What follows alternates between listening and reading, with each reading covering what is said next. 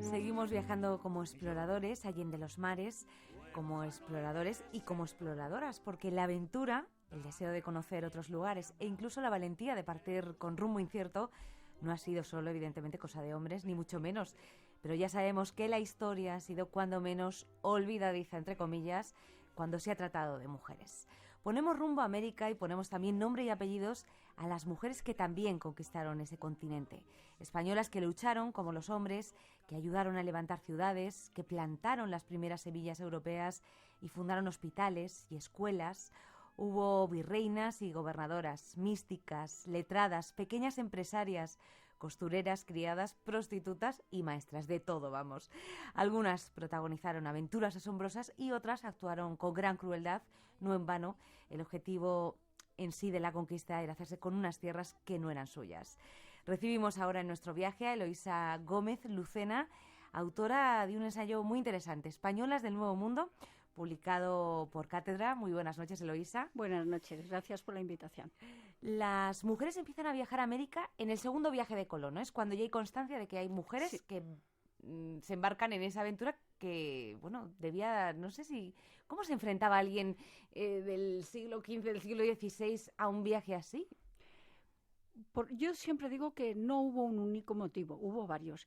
Yo reflejo aquí la situación social, política y económica para situar a los lectores y oyentes de por qué estas mujeres viajan. Y es verdad que en contra de lo que hasta hace muy poco los investigadores pensaban, hay 4 mujeres registradas en el segundo viaje colombino.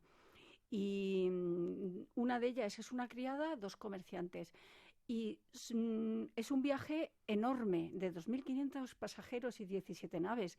Y era tan importante porque ellos pensaban que el primer contingente que habían dejado en el primer viaje había sobrevivido, los taínos no habían acabado con ellos, y iban a poblar a la isla La Española, que hoy día es República Dominicana y Haití. Pero como has dicho muy bien, que a mí me gusta recalcar, yo no quise reflejar solo a las mujeres importantes. Me pareció injusto hablar solo como de una clase social, ¿no? Como si hoy, la España de hoy, solo la hicieran la aristocracia o los políticos, la hacemos todos. Para eso sí que tuve que rebuscar mucho, como me has comentado, porque no sería injusta aquella España del 16 y 17 que viajaron a América si no reflejamos al menos casi algún representante de casi todas las clases sociales. Claro, pero tú criticas mucho a esos funcionarios que tomaban nota, que registraban a las personas que viajaban hacia América, y muchas veces es que pues obviaban que hubiera mujeres. Ya me imagino que si eran criadas, prostitutas y tal, es que ya ni te cuento, ¿no? Claro, bueno, para empezar, también es verdad que había unas leyes de Indias muy estrictas que no podían pasar las prostitutas, ni vagabundos, ni gente que no demostrara la pureza de sangre. La verdad es que es muy interesante ver los requisitos previos, porque yo cuando los documentaba me preguntaba que si alguno de nosotros hoy día podríamos pasar a América, porque no hay punto en los que no nos toque algo, ¿no? Porque había que demostrar eso, que eras cristiano viejo, es decir, que tus 4 abuelos, que no eras judaizante, que no eras protestante, en fin, muchos requisitos. Las mujeres no podían viajar solas, porque si viajaban solas pensaban que era el oficio de meretriz encubierto, entonces tenían que ir con una doncella. Pero ¿sabes qué es lo que favoreció muchísimo esto? Que había una política de integración familiar. Y como los hombres eran los primeros que se habían ido en las exploraciones, que no solo es conquista, sino exploración, conquista, poblamiento, industrialización y cultura, finalmente llega, o sea que son 2 siglos muy amplios, pues se dieron permiso a las casadas que sus maridos se habían ido para ir a buscar a su marido, y por eso hay unas cuantas que yo reflejo, entre ellas Inés Suárez, que su marido es Juan de Málaga, que está en la conquista de Perú, y le permiten ir a buscarlo. Muchas, además, cuando llegan, pues sus propios maridos han muerto, que es lo que le pasa a Inés Suárez, y algunas se vuelven a casar y otras no. Vamos a hablar de Inés Suárez. Aquí no es tan conocida, pero bueno, en Chile sí, es tan conocida como su segundo marido. ¿Quién es esta mujer y por qué es importante? ¿Por qué llama la atención que no forme parte de todos los libros de historia? Pues como el de los hombres. Claro, de Inés Suárez se han escrito varias biografías. Una ultimísima es la de Isabel Allende. Hubo antes otra de otra argentina, Josefina Cruz. Pero Inés Suárez, claro, en Plasencia, en Extremadura, es muy conocida. Tiene una plaza dedicada. Esta mujer era una analfabeta que con prácticamente 22 años su marido se había casado, se había ido en la expedición de Pizarro y ella lleva 4 o 5 años sin saber nada de su esposo. Pide permiso, se lo conceden para ir a buscarlo y cuando llega a Cuzco le informan que su marido ha muerto en una de las guerras, que ya sabemos que hubo unas guerras entre españoles crudelísimas, entre pizarristas y almagristas, que no solo había que luchar contra los incas, bueno, sino también entre ellos, también por entre el poder, españoles. Claro. Es decir, que la vida aquella no, en fin, no es tan simple como algunos españoles actuales o jóvenes, sobre todo, están presentando que solo se fue allí a determinadas cosas. Llega ella allí y le comunican eso y ella exige, como su marido había sido un capitán que había colaborado con Pizarro, una encomienda. Pero le da una encomienda lejísimos, cerca de Bolivia, y allí conoce a Valdivia, a Pedro de Valdivia, que tiene otra encomienda y que está administrándola. Parece ser que allí inician una relación sentimental que no se pueden casar porque él está casado en España con una señora a la que nunca reclama, cosa que estaba prohibido porque al cabo de 3 años las esposas no reclamadas, sabiendo que tu marido sigue vivo, tú podías incoar un proceso contra él para reclamar la cohabitación como era por ley, o para denunciarlo directamente y lo metieran en la cárcel y lo devolvieran a España. Fíjate, a pesar de la distancia. Ah, sí, bueno, las leyes, por eso digo, sorprende a lo mejor que estas mujeres fueran tan aguerridas, tan decididas, pero es que esa agrupación familiar había unas leyes que las favorecía. Había un jesuita del 17, Diego Avendaño, que animaba a las mujeres que habían sido abandonadas o que pudieran demostrar la bigamia o infidelidad a que incoaran el proceso de divorcio o separación, anulación. Bueno, fíjate, en el siglo XVII. Amaya, es que don Miguel de Cervantes tiene un entremés que se llama El juez de los divorcios, muy simpático, que yo lo recojo, unos cachitos. Es decir, divorcios había. Y había unos sitios que se llamaban los beaterios, donde acogían a las mujeres maltratadas, señoras ilustres, que cerca de los conventos, alguna casa la acomodaban para acoger a estas mujeres. ¿Cuánto nos queda por aprender del pasado? Uno piensa que ya está todo dicho sobre el pasado y vamos, ni mucho menos. Hay que rebuscar, y lo que me hablabas de Inés, pues Inés es un personaje maravilloso porque siendo una analfabeta tenía una inteligencia natural extraordinaria. Fue la compañera asesora de Pedro de Valdivia, el conquistador de Chile, pero además ella desarticuló en 4 ocasiones un complot de asesinato de Pedro de Valdivia cuando pasaban por el desierto de Atacama, hoy muy famoso por el París-Dakar, que han pasado por... Nos damos cuenta hoy lo que sucede. Las condiciones. En aquellos tiempos que eran los primeros españoles que cruzaban el desierto de Atacama. Y entonces ella llega finalmente a Chile y es considerada la heroína cuando fundan Santiago del Nuevo Extremo, Nueva Extremadura, porque los dos son extremeños y la mayor parte extremeños. Y cuando son asediados por una gran confederación de araucanos, porque allí se habían comportado de modo crudelísimo los españoles con los valles de los araucanos, que hoy se llaman mapuches, pues son cercados y prácticamente queman la ciudad, que era un fortín de madera, y es ella, que tienen a unos jóvenes caciques prisioneros, la que toma la determinación de cortar la cabeza a 2 jóvenes caciques, les corta la cabeza, se sube a la empalizada y cuenta la historia a los mismos cronistas que estaban con ellos, cuenta que ya se sube, muestra las cabezas de los caciques y, bueno, la leyenda dice que los araucanos huyen atemorizados, ¿no? Eloísa, ¿América dio libertad a las mujeres? América permitió... A las españolas, claro. Claro, permitió en algunos aspectos mucha más libertad que a los hombres, porque faltaban los hombres. Entonces, muchas mujeres se tuvieron que hacer cargo de las encomiendas porque sus maridos habían muerto. Hubo famosas impresoras porque sus maridos habían muerto y muchos de los primeros libros impresos en México llevan la impresión de la viuda de tal, ¿no? Pero Isabel Barreto, que es otro personaje... Otra mujer de armas tomar. Es así, y además en el primer sentido una elementa de cuidado, pues cuando el marido en medio del Pacífico, en las Islas Salomón, en Santa Cruz, muere, ella es heredera universal, por lo tanto, gobernadora y adelantada de los mares del sur. Pero es que... Qué título más bonito, sí. de los mares del sur. Claro. Pues nada más tomar el mando demostró su tiránica naturaleza, porque se obcecó en seguir descubriendo las famosas Islas Salomón, que es una de tantas leyendas, como El Dorado. Nada menos, fíjate, decía que allí iba el rey Salomón a llenar su flota de oro y perlas. Es un disparate desde Asia hasta llegar hasta Melanesia, ¿no?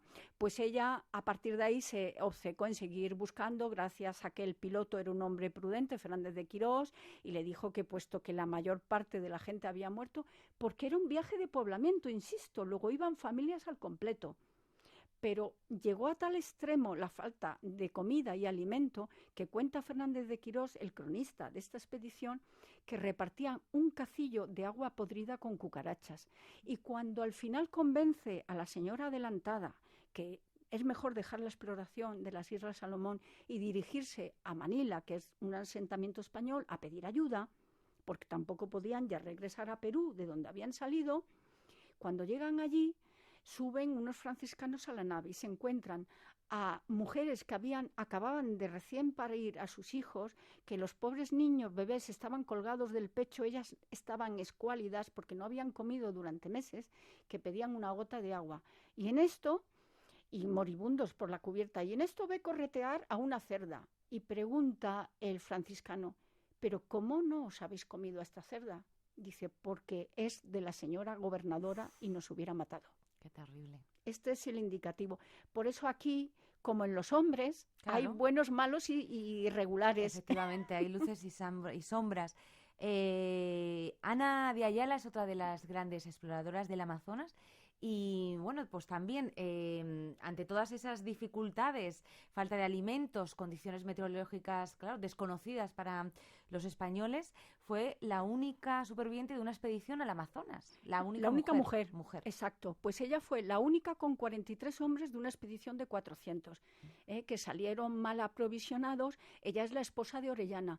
Y lo sabemos curiosamente por un testimonio, cuando ella ya tiene 45 años, mucho tiempo después de esa exploración, porque era una exploración río arriba, o sea que era para descubrir el torrente desde que desembocaba el Amazonas. Y pues ella acompañó a su marido en un recorrido que hoy podríamos calcular de 900 kilómetros, que estuvieron casi 10 meses perdidos por brazos muertos del río Amazonas, y además se metieron por un gran afluente que se confundieron, que es el río Negro. Pues ella, finalmente, haciendo una pequeña barca de troncos, al marido lo matan allí en el Amazonas, ella lo entierra junto con los demás y regresan a la isla Margarita. Y después ya en Panamá, su compañero Peñalosa, otro de los capitanes de esta expedición, quiere pedir un cargo y es ella y otros testigos los únicos supervivientes que testifican a favor de Peñalosa y refieren la exploración del Amazonas. Por eso lo conocemos. La verdad que son tan llamativas estas historias de mujeres, pero no solo nos podemos quedar en las exploradoras o en las conquistadoras, sino también hay, bueno, unas mujeres maravillosas que hicieron mucho por la educación de las indígenas también en México en concreto, ¿no? Ahora mismo he perdido el nombre de Catalina Bustamante. Y Inés de la Cruz Castillet, que es una monja superdotada, un precedente de Sor Juana Inés de la Cruz, que yo Sor Juana Inés de la Cruz no hablo porque hablo de nacidas en España y esta ya era criolla. Pero Inés de Castillet, desde muy niña, se da cuenta que tiene muchas habilidades, sabe escribir, música, y entiende, claro, que su vida puede desarrollarla mejor en un convento que había muchas oportunidades, y además los conventos eran muy laxos, no son como los conventos de ahora, los conventos se reforman mucho más tarde, y que en la vida de casada, y es cuando la familia, cuando ya tiene 14 años, viaja a México, y le dice al padre primero que quiere aprender música y el padre le pone un maestro, y cuando ella en un momento con 2 años más, 16 o 17, le dice al maestro, yo ya sé todo de música, ahora quiero componer. Y le dice el maestro, no, la composición solo es para hombres, las mujeres solo tenéis que tocar o cantar. Dijo, y dice ella en sus memorias, fue entonces cuando tomé más interés en la composición. Y tanto es así que cuando entró en el convento, ella escribió un libro de coro, el libro de coro del convento de las Concepcionistas, lo escribió y lo compuso ella. Luego además escribió la vida del convento de las Concepcionistas, fundó el primer Carmelo y escribió la vida de otra mística. Pero es que Catalina Bustamante, para mí, quizá que también he vivido mucho en el mundo de las bibliotecas y he trabajado en ello, pues me parece un personaje extraordinario, porque esta ya es de la segunda fase, por eso digo, ya llega la fase de la cultura. Se fundan colegios de niñas indígenas y de niños indígenas que tenían una educación separada a los españoles, y ella es nombrada directora del Colegio de Niñas Indígenas de Texcoco. Hoy forma parte de la Ciudad de México, entonces un pueblo muy importante, porque desde ahí se hizo el último ataque final a la México Tenochtitlan con los mexicas. Pues ella es nombrada directora del colegio, y cuando sucede un hecho dramático, que un capitán español asalta el colegio y rapta a una bellísima hija de un cacique, la niña Inesica, y a su criada, ella no solo va al obispo de México a pedir la devolución de las niñas, sino que exijan el castigo de este capitán, como a pesar de que el obispo lo dice en el púlpito, da el nombre y amenaza, las niñas no son devueltas, y ella escribe una carta al rey de España. Otra cosa singular, con qué facilidad escribían cartas a los reyes y protestaban. Y encima la atienden, no el rey, sino la reina, ¿no? Exacto. La carta se pierde porque el rey está en Europa preparando su coronación como emperador, pero Isabel de Portugal pasa por el despacho del secretario del rey y encuentra la carta de Catalina Bustamante. La lee y ordena inmediatamente contestarle. Dice, pero no solo responderle, hay que enviarle 400 cartillas y un equipo de maestras para que ayuden a su labor, pagado por su propio patrimonio. Es emocionante. Maravilloso. Absolutamente.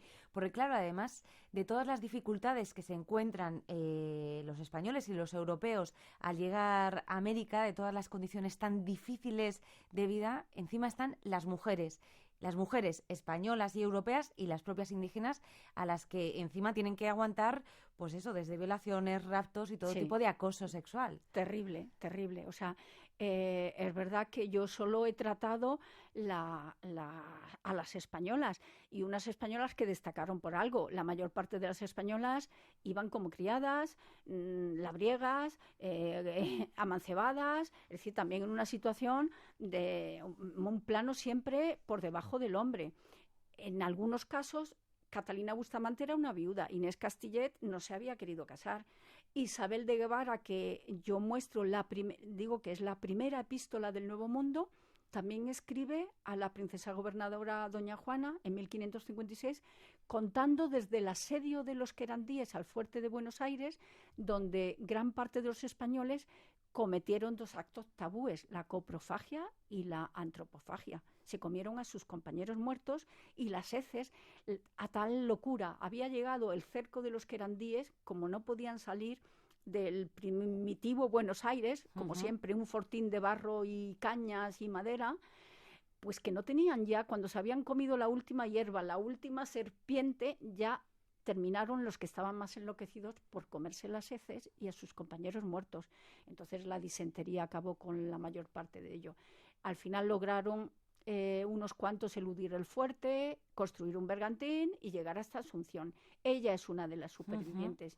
Y ella gracias tiene a ella el conocemos valor, esta historia. cuando hay un reparto de tierras por Martínez de Irala, ya muchos años después, 30 años después, ella vuelve a protestar, que no le ha tocado la encomienda, y ella había sido, dice, una de las primeras españolas que llegó a esas tierras. Luego exige, como primera española, primera, como le llama ella, conquistadora y pobladora, exige unas tierras.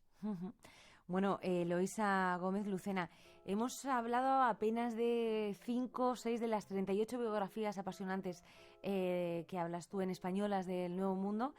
y desde luego yo me quedo con ganas de saber más de estas mujeres, así que si te parece, en otra ocasión volvemos a viajar al centro de la noche juntas. Cuando quieras, un placer.